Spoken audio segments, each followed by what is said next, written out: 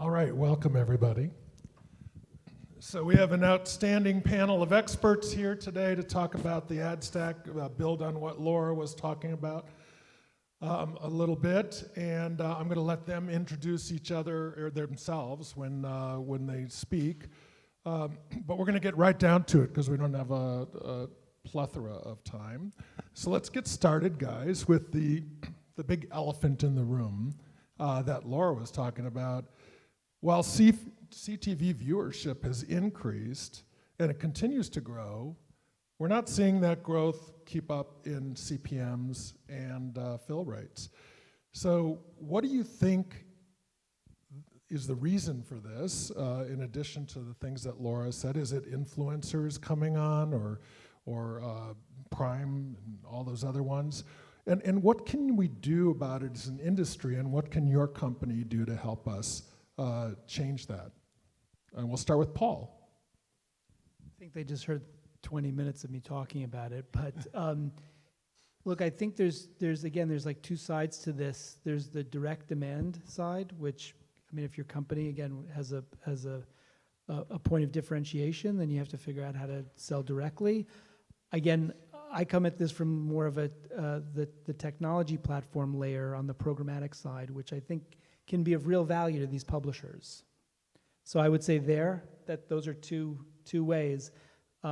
Pricing pressure can happen for many different reasons, but I don't think it necessarily excludes figuring out ways to optimize your demand.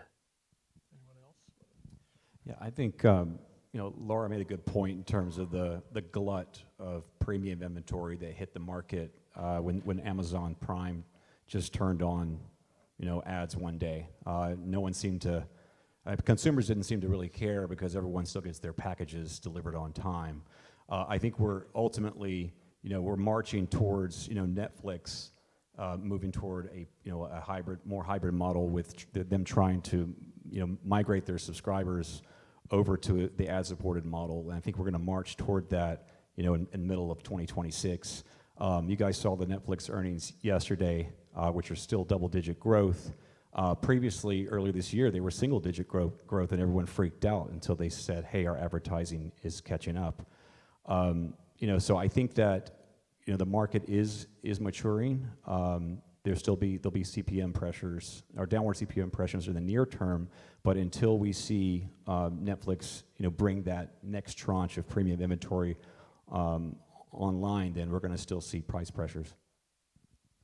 So, Geoff, what technology shifts have you seen in the last 12 months that could have a positive effect on this and how monetization is working in streaming in general?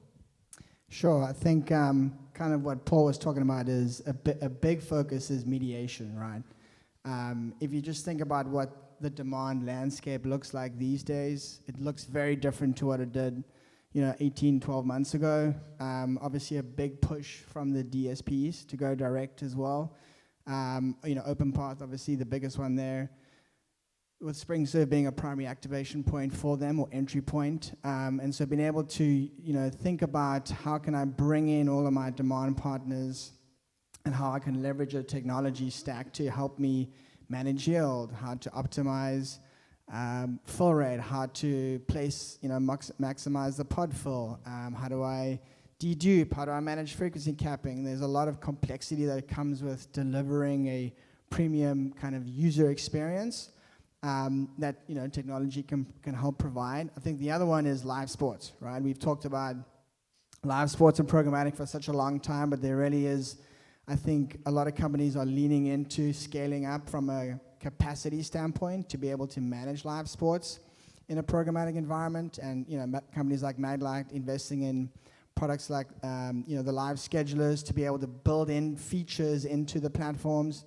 to be able to schedule, target, report, deliver programmatic against live sports. And the last one that I'll touch on is just a more emerging format around native CTV formats like pause ads and tiles, which are kind of like the home screens on an OEM's device.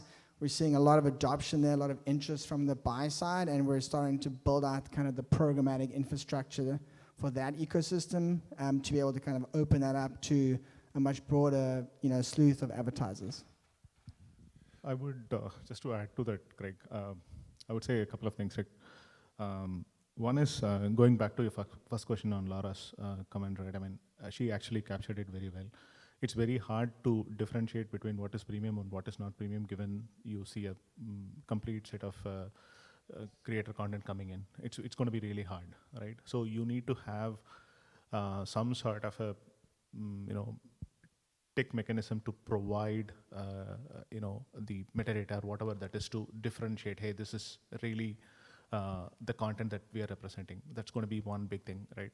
From a tech perspective, we have seen a few things at Amagi in the last 12 months. One, we have gone big on in-content ads just to make sure the premium sports or news content, we are able to really capture, get value out of that. That's one. Second, we have spent a lot of time on the ad operation side, figuring out, hey, what tech that we can build on. A couple of things that we have done is efficient ad tiering. That itself kind of yields 20 to 30% value on the RPM side, revenue per hour side. And third one we have seen is a pod splitting. A lot of how do you manage the existing pod to a better value, right? I mean, we have to learn certain things from the linear side of things. What is good in linear is you can sell the first pod in a different way compared to the last pod, right? So we are trying to bring those unique value into the far side as well. So I think those are things that we are working on. So Sridhar, to jump on that, again, you as Amagi, you work across FAST, AVOD, SVOD, all of them. So how is the tech stack adapting to support all of that monetization, and are they different? I think the tech stack